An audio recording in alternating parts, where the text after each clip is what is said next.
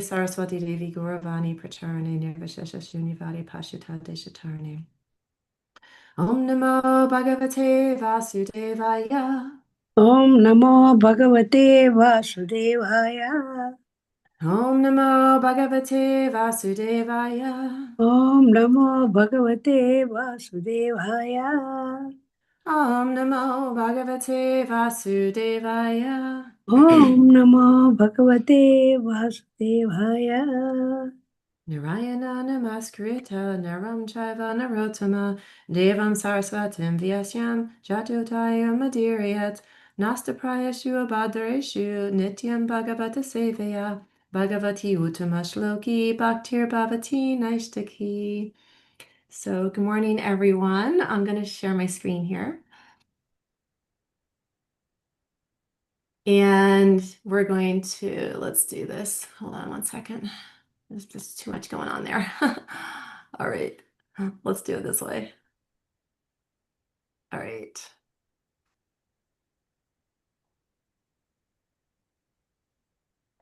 Okay, that's a little better. Okay, so I'm going to read this verse and 3 times, and then we'll take turns repeating.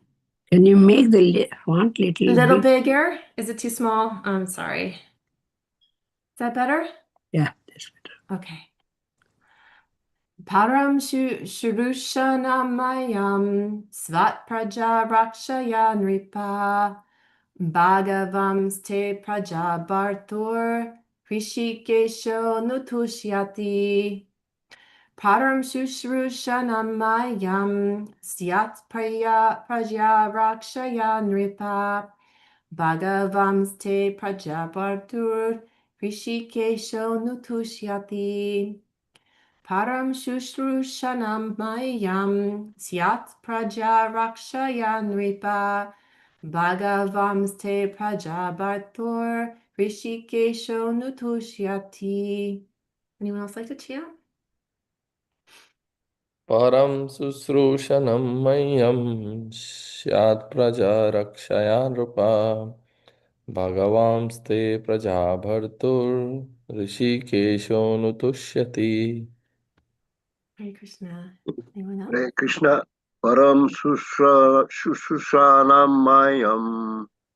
Mahyam Shayat Praja Rakshasa Nripa Bhagavamstu Praja Bhartur Rishikesho Tustyati. Hare Krishna. Hare Krishna. Anyone else? Hare Krishna. Mhm. Param Shushrushanam Mahayam Sayat Praja Rachaya Nirpa Bhagavan Te Praja Bhartur Rishikesho Anushyati. Hare Hare Krishna. Krishna. Thank you. Thank you. Anyone else? Paramam Susrushanam Mahyam Sahyat Praja Rakshasya Nripa Bhagavam Ste Praja Bhartur Rishikesho Nutushyati. Hare Krishna. Hare Krishna. Okay, let's do word for word. Param, the greatest. Shurushanam, devotional service. Mayam, unto me. Syat, should be. Praja, the living entities born in the material world. Rakshaya, by saving them from being spoiled. Nripa, O king. Bhagavan, the personality of Godhead. Te, with you. Praja, Bhartu, with the protector of the living beings. Rishikesha, the Lord of the senses. Anutushyati, is satisfied. Translation and purport by His Divine Grace, A.C. Bhaktivedanta Swami Srila Prabhupada Ki Jai. O King, if you can give proper protection to the living beings in this material world, that will be the best service for me. When the Supreme Lord sees you to be a good protector of the conditioned soul, certainly the master of the senses will be very pleased with you. Purport. The whole administrative system is arranged for the purpose of going back home, back to Godhead. Brahma is the representative of the Supreme Personality of Godhead, and Manu is the representative of Brahma. Similarly, all other kings on different planets of the universe are representatives of Manu. The law book for the entire human society is the Manu Samhita, which directs all activities toward the transcendental service of the Lord. Every king, therefore, must know that his responsibility in administration is not merely to exact taxes from the citizens, but to see personally that the citizens under him are being trained in Vishnu worship. Everyone must be educated in Vishnu worship and engaged in the devotional service of Rishikesha, the owner of the senses. The conditioned souls are meant not to satisfy their material senses, but to satisfy the senses of Rishikesh, the Supreme Personality of Godhead. That is the purpose of the complete administrative system. One who knows this secret is, as disclosed here in the version of Brahma, is the perfect administrative head. One who does not know this is a show bottle administrator by training. By training the citizens of the devotional service of the Lord, the head of a state can be free in his responsibility. Otherwise, he will fail in the onerous duty entrusted to him and thus be punishable by the supreme authority. There is no other alternative in the discharge of administrative duties. Ome Gyana Tamaranjasya Gyananjana Shalakaya Chakshur Unmalatamena Tasme Shri Guruve Namaha Shri Chaitanya Manobistam Stapitam Yena Bhutale Swayam Rupa Kadamayam Dadadis Vadvadantikam Jaya Shri Krishna Chaitanya Prabhu Nityananda Shri Advaita Gadara Shiva Sati Gaur Bhaktivinoda Vanchakalpatarubhyascha Kripa Sindhuve Vichapatitanam Pavanebhyo Vaishnavebhyo Namo Namaha Namo Om Vishnu Daya Krishna Prasad Bhutale Srimati Bhakti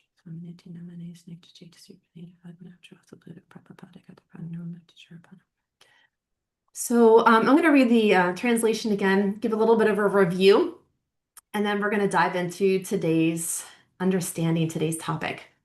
O King, if you can give proper protection to the living beings in this material world, that will be the best service for me. When the Supreme Lord sees you to be a good protector of the conditioned soul, certainly the master of the senses will be very pleased with you.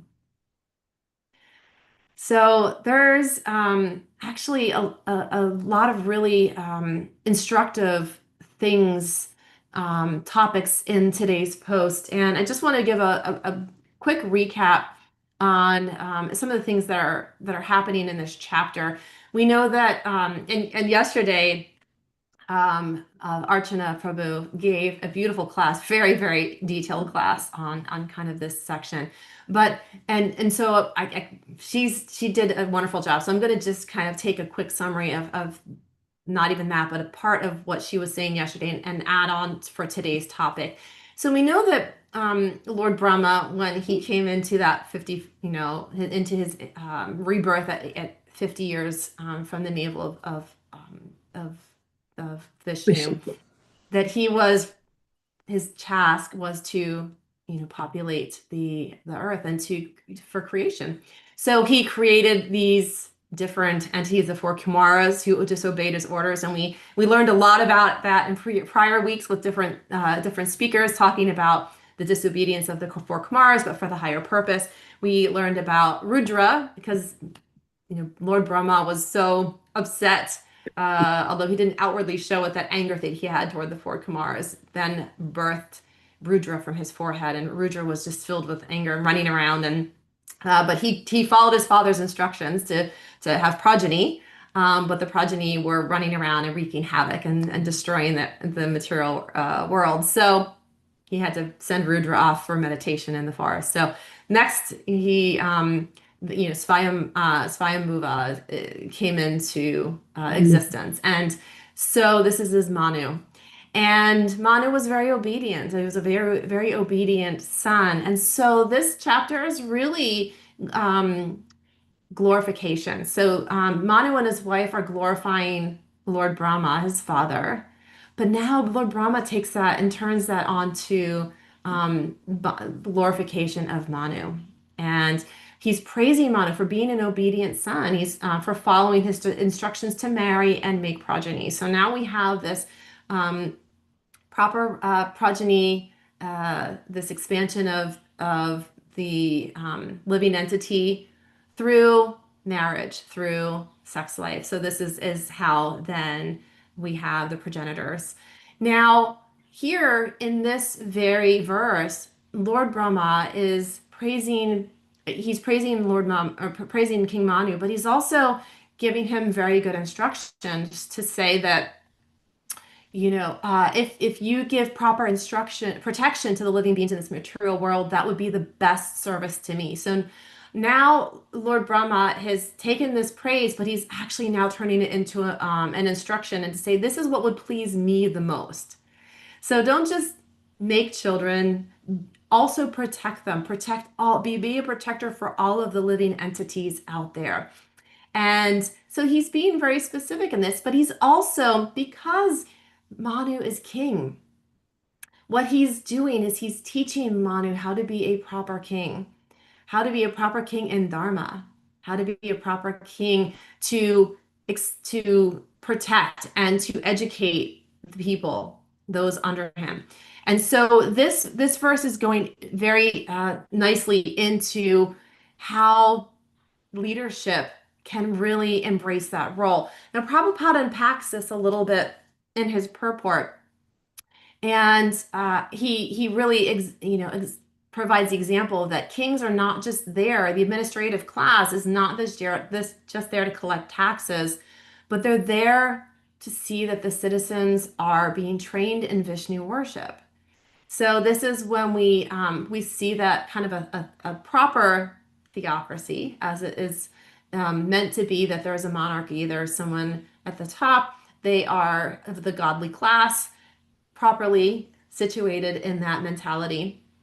And they have all of their administrators underneath them that are also properly situated in that consciousness, that they are also bringing that to the land, to the people underneath them, and being trained in this worship. So this is the purpose of this system.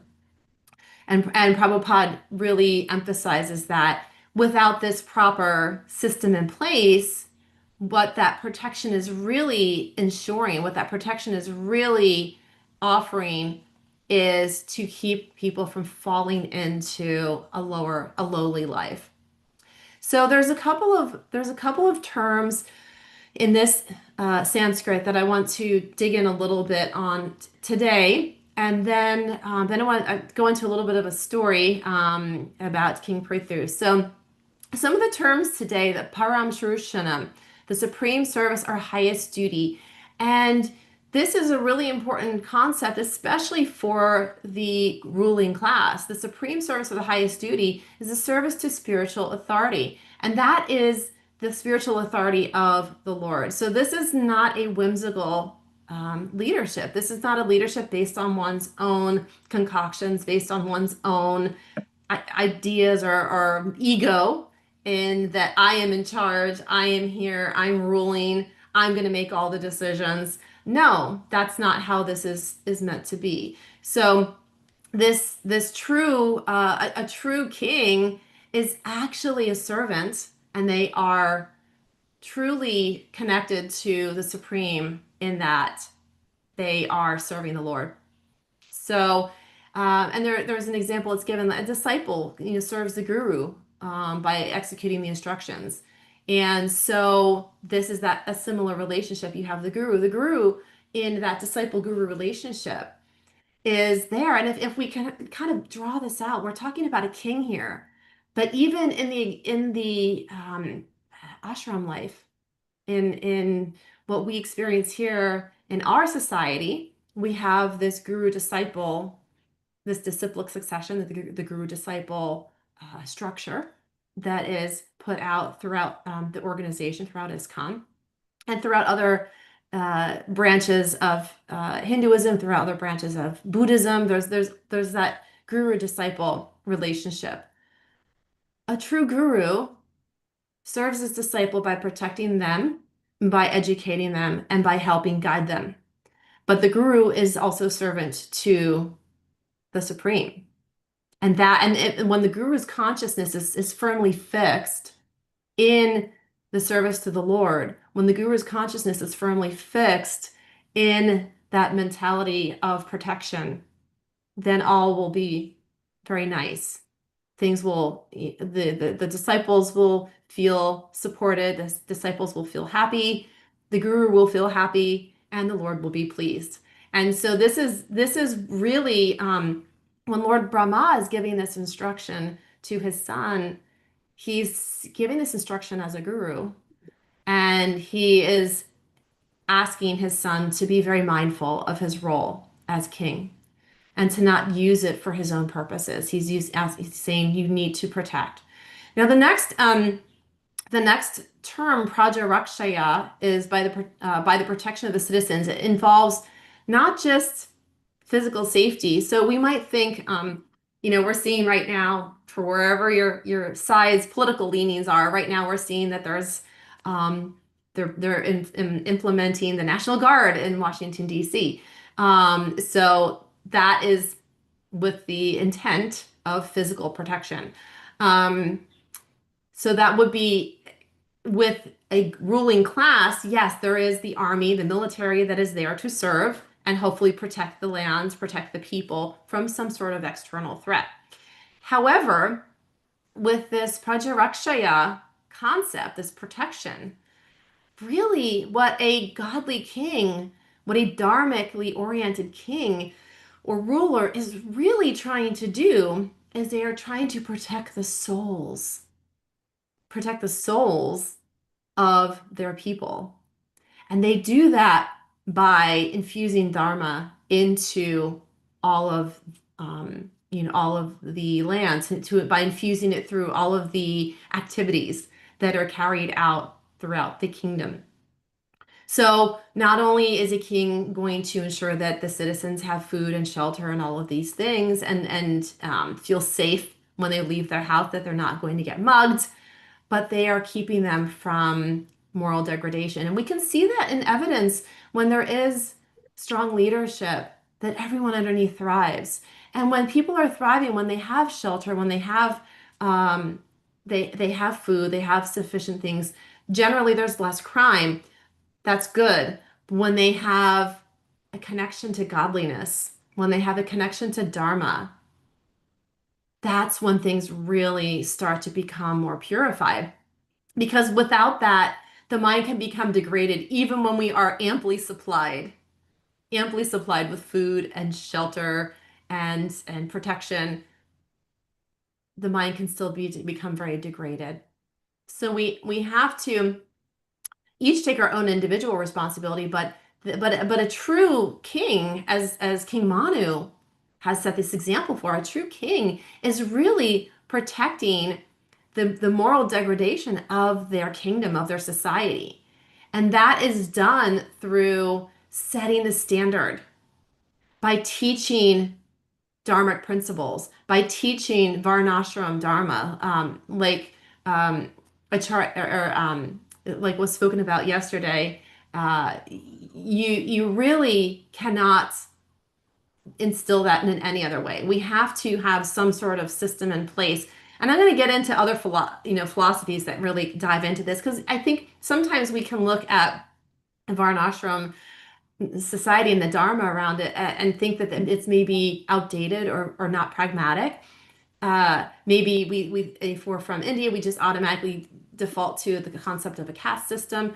But when we talk about this varnashram system, what we're really talking about is a system for cultivating Krishna consciousness, for cultivating this this well-being among everyone.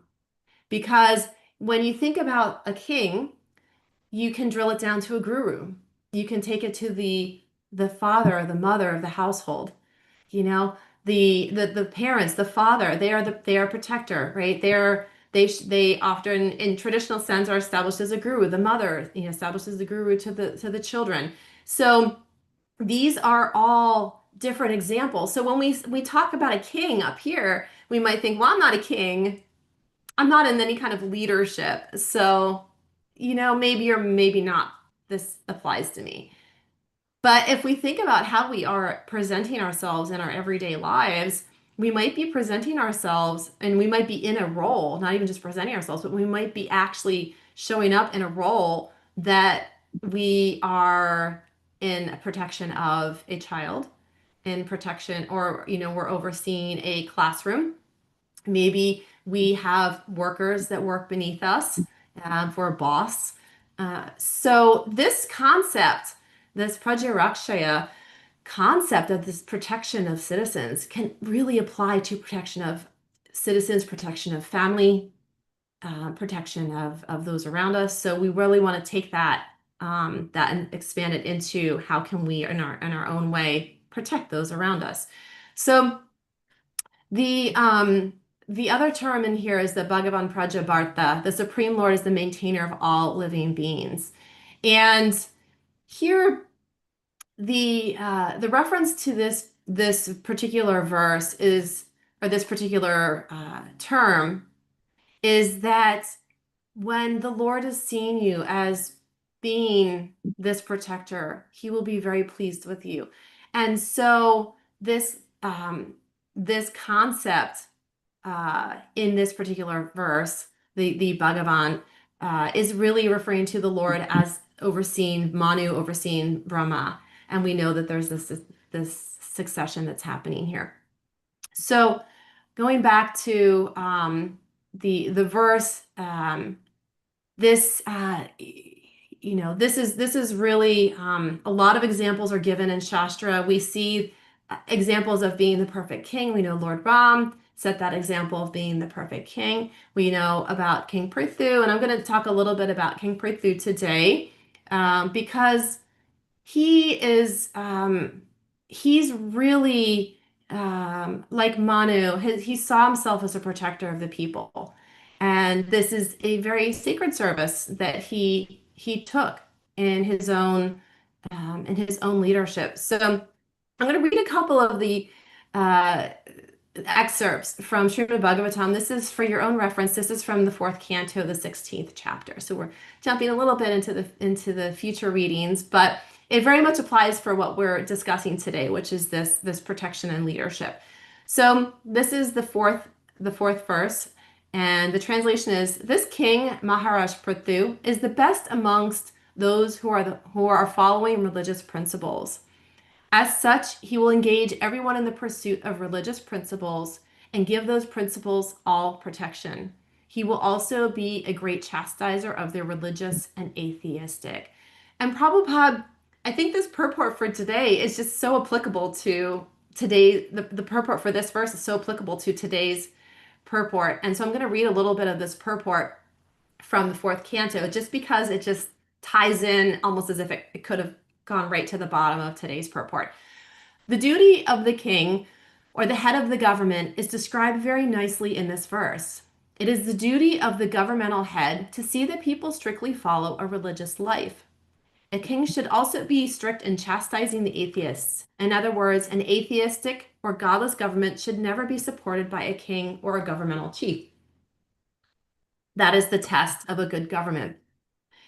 In the name of secular government, the king or governmental head remains neutral and allows people to engage in all sorts of irreligious activities.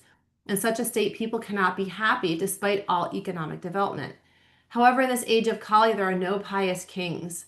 Instead, rogues and thieves are elected to head the government. But how can people be happy without religion and God consciousness? The rogues exact taxes from the citizens for their own sense enjoyment, and in the future the people will be so much harassed that according to Srimad Bhagavatam, they will flee from their homes and countries and take shelter in the forest. So this is, Prabhupada's painting a picture in the future of, when people just, they can't take it anymore. So the next verse is, again, this is the translation. This king alone in his own body will be able in due course of time to maintain all living entities and keep them in a pleasant condition by manifesting himself as different demigods to perform various departmental activities. Thus, he will maintain the upper planetary system by inducing the populace to perform Vedic sacrifices. And then the next verse goes on to say that this king Prithu will be as powerful as the sun god, and just as the sun god equally distributes his sunshine to everyone, King Prithu will distribute his mercy equally. Similarly, just as the sun god evaporates water for 8 months and during the rainy season returns it profusely, this king will also exact taxes from the citizens and return these monies in the times of need. So here, Prabhupada references extracting taxes from citizens in today's verse. And here he's sharing how to do it. And here this verse is sharing how to do it properly. And Prabhupada's purport gives an example. The process of tax exaction is very nicely explained in this verse. Tax exaction is not meant for the sense gratification of the so-called administrative heads. Tax revenues should be distributed to the citizens in times of need during emergencies such as famine or flood. Tax revenues should never be distributed amongst governmental servants in the form of high salaries and various other allowances. In Kali Yuga, however, the position of the citizens is very horrible because taxes are exacted in so many forms and are spent for the personal comforts of the administrators. So Prabhupada has, some very strong words and observations about what's happening in this day and age. Um, so here, and like I said, I just, this pastime of King Prithu, I think is just so relevant for today's discussion. I'm just going to read a couple more translations from this chapter, just the translations. And then I want to go into a little bit more of a discussion about, kind of this ruling class. And this is text 13. Since the king will always remain on the path of piety, he will be neutral to both his son and the son of his enemy. If the son of his enemy is not punishable, he will not punish him. But if his own son is punishable, he will punish him immediately. This king will please everyone by his practical activities, and all of his citizens will remain very satisfied. Because of this, the citizens will take great satisfaction in accepting him as their ruling king. The king will be firmly determined and always situated in truth. He will be a lover of the Brahminical culture and will render all service to old men and give shelter to all surrendered souls. Giving respect to all, he will always be merciful to the poor and innocent. The king will respect all women as if they were his own mother, and he will treat his own wife as the other half of his body. He will be just like an affectionate father to his citizens, and he will treat himself as the most obedient servant of the devotees who always preach the glories of the Lord. I just want to stop here for a moment because this one this is a beautiful understanding of how he's treating people. And I just want to reread this. The king will respect all women as if they were his own mother, and he will treat his own wife as the other half of his body. He will be just like an affectionate father to his citizens, and he will treat himself as the most obedient servant of the devotees who always preach the glories of the Lord. How incredible of a servant, of a king, of a ruling class is this to the way he is treating people. The king, and then it continues, it gets even better. The king will consider all embodied living entities as dear to his own self, and he will always be increasing the pleasures of his friends. He will intimately associate with liberated persons, and he will be a chastising hand to impious persons. So that is it. There's more. I mean, it goes on. This protector of his citizens is an extraordinary king and is equal to the Prajapati demigods. So he's the protector of the citizens. This fourth canto in the description of King Prithu is, I think we really get a very, very solid understanding of what is intended, what is the highest level of of qualities in a leader. And these qualities are really, where are they coming from? So someone that has very good past lives, they have dharma, they've practiced devotional activities, can come by these qualities. But in our present life, if we even looking at ourselves to see how many of these qualities do I possess? I may not be a king or a queen, I may not be in the ruling class, but are these qualities that any one of them that I can aspire to, that I can eventually possess on my own? Maybe I have some already as if we're looking within ourselves. But this is yesterday Archana Prabhu was speaking about kind of these highest level that we want to aspire as, when we're in that the highest level of devotional spaces, to really not have any interest in day-to-day activities, but to really be fully entrusting. And I remember her saying this, that we are completely surrendered to the Lord, that no matter what happens, whether we get sick or we lose all our money or we lose our job, that we will not be concerned, because the Lord, we know that the Lord has us, that we are under the shelter of the Lord. And so this is the highest. So that's where we can aim to be. We have to have that goal. Without the goal, we don't know where we're going to try and get to. And this is similarly in some of these qualities.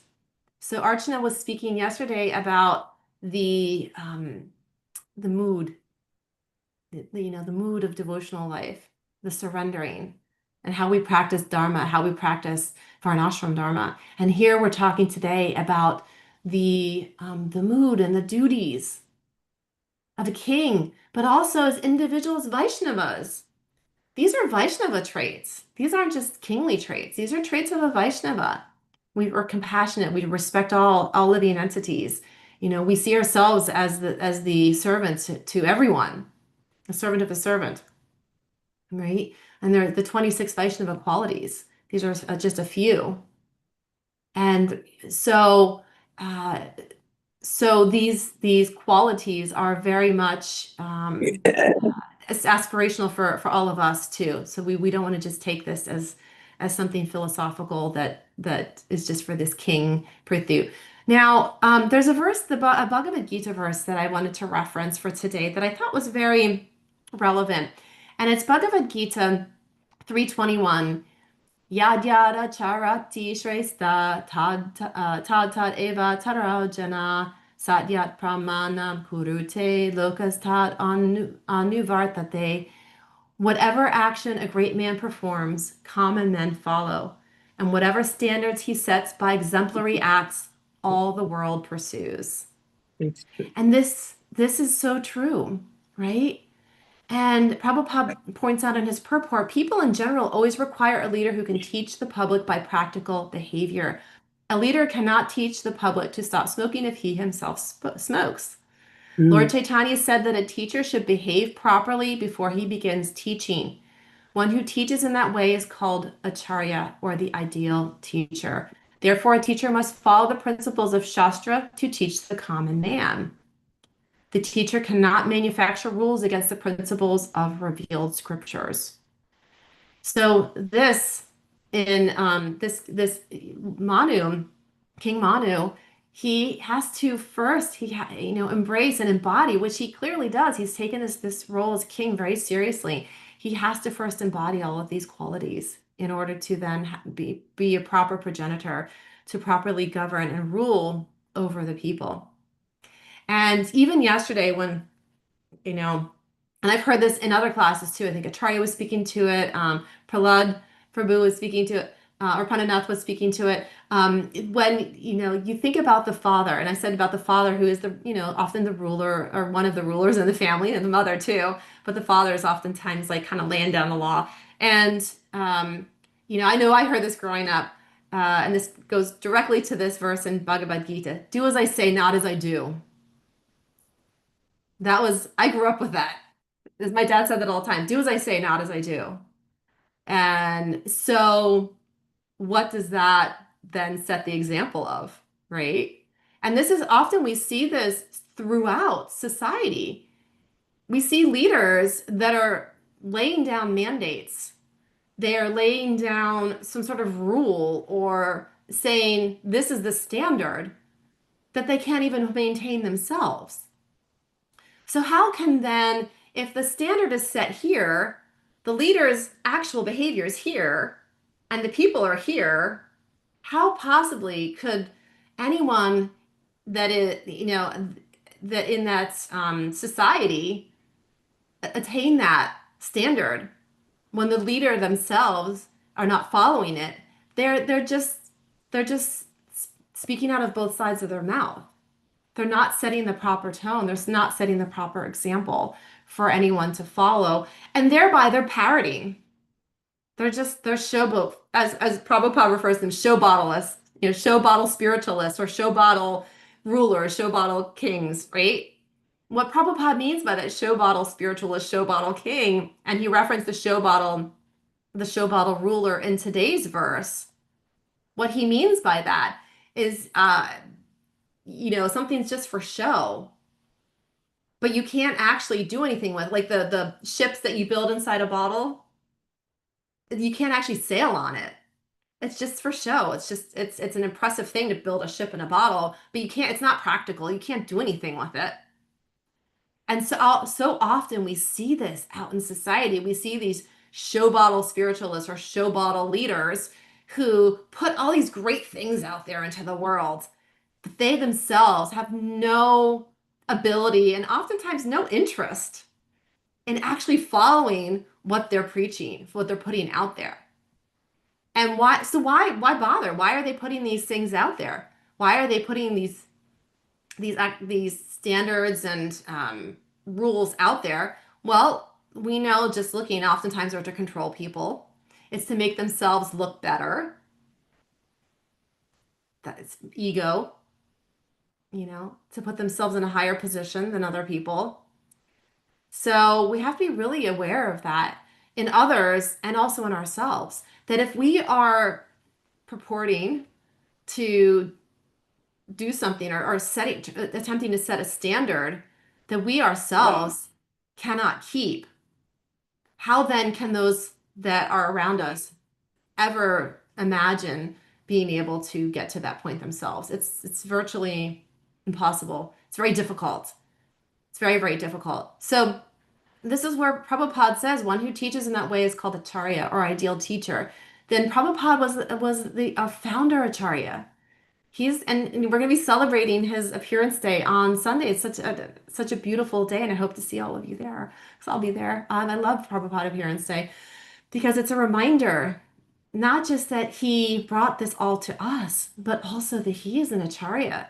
He set the example for all of us. Prabhupada, everything he did, he tried in everything he did, and I think he succeeded by making sure that he was also following that standard.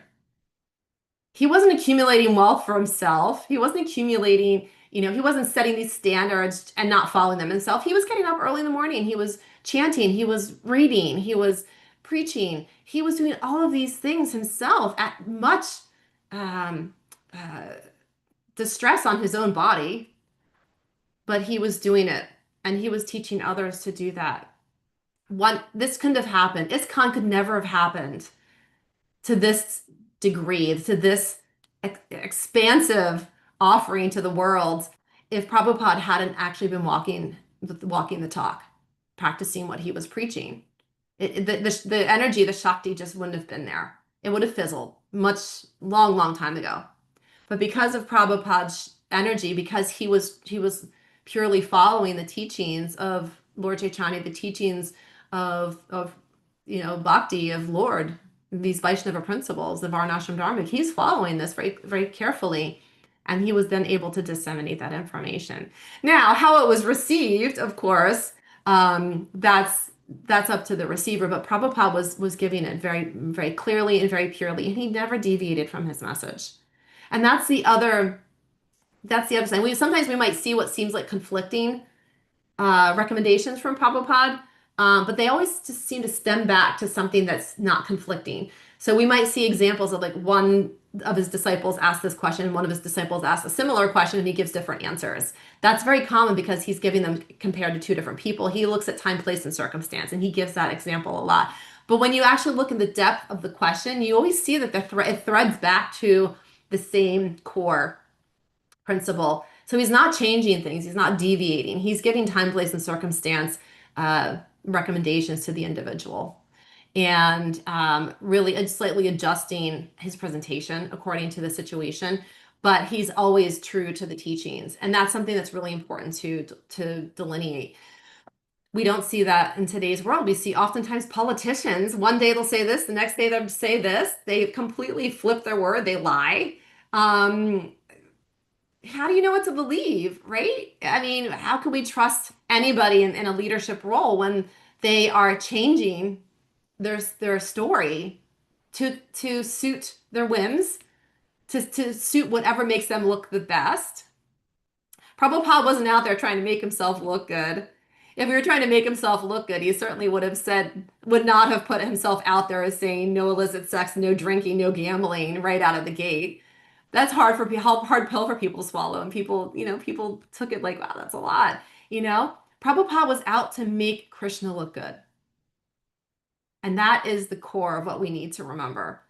Prabhupada wanted everything to flow back to Krishna. He wanted us to be so deeply interested in cultivating a devotional, loving relationship with Krishna. All he wanted to do was draw our attention to Krishna, not to him. And that is the sign of a true leader. That is the sign of a godly king, that they are directing their followers, not to them, not to glorify them, not to praise them, not to bow down and kiss their feet, but to actually remember the Vishnu. I'll take you back to today's verse, because today's verse says exactly that. When the Supreme Lord sees you being a good protector of the kitchen soul, surely the Master of Sense will be very pleased with you. And Prabhupada says that here, that he makes sure the citizens under him are being trained in Vishnu worship. Prabhupada says that in this purport today, to make sure that they are being trained in Vishnu worship. What is Vishnu worship? That is a devotional relationship. So the king is directing the attention to God, not to himself. And so through that focus,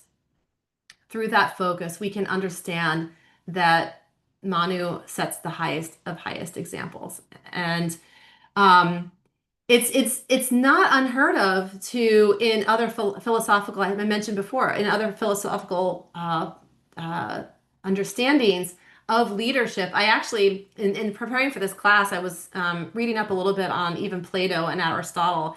And these are great, philosophers thousands of years ago.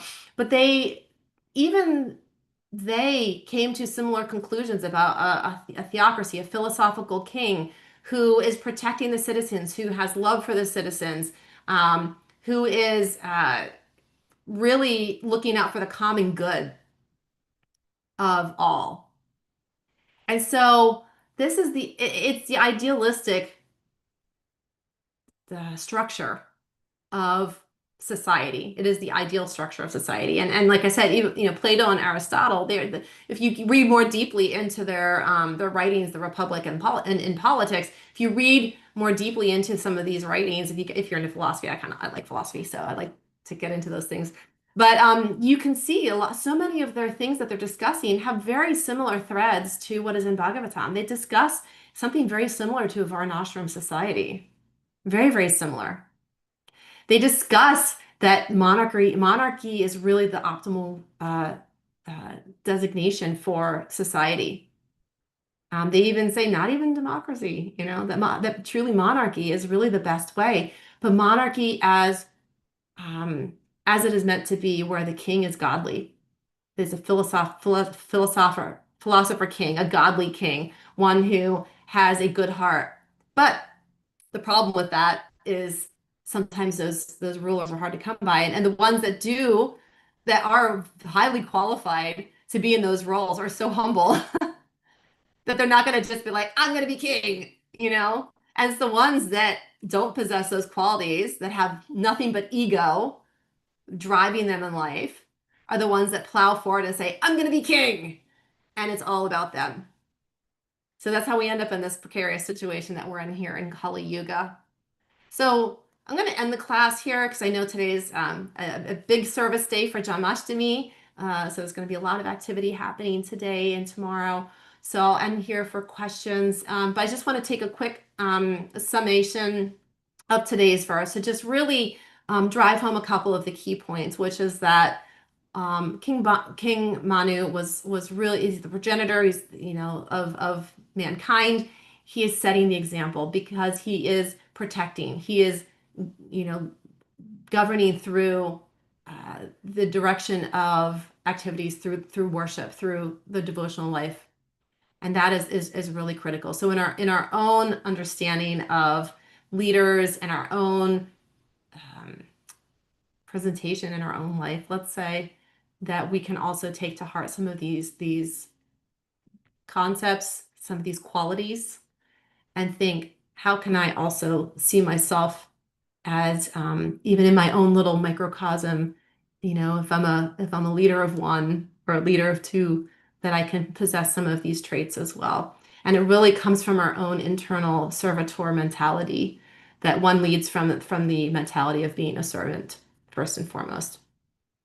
So without further ado, I'm going to open it up.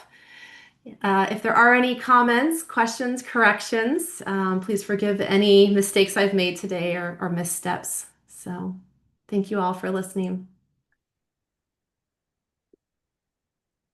Hare Krishna, Vindyavali. Hare Krishna Mataji. It was a very good, very nice class. Yes, leaders have to be the example for other people. Otherwise, he cannot be a leader, And that's what Lord Ramchandra did. He showed this kingdom how he has to behave. Yeah. And even Parikshit Maharaj, he did. He showed that, how much he has to take it seriously about something. Yeah. Lord Ramchandra also did like that. He just, followed. Somebody said something. He asked Sita to do some this thing, test. So these things leaders have to do that something. They are not that, once they become leader, I am leader and I can do whatever I want. So that is not the example for the public. No. They have to be like father, mother. They have to be example for kids and their children.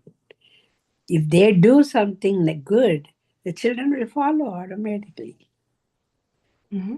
So everywhere in our life, the person who is elderly, who is leader, who is the topmost, they have to do certain good services there only.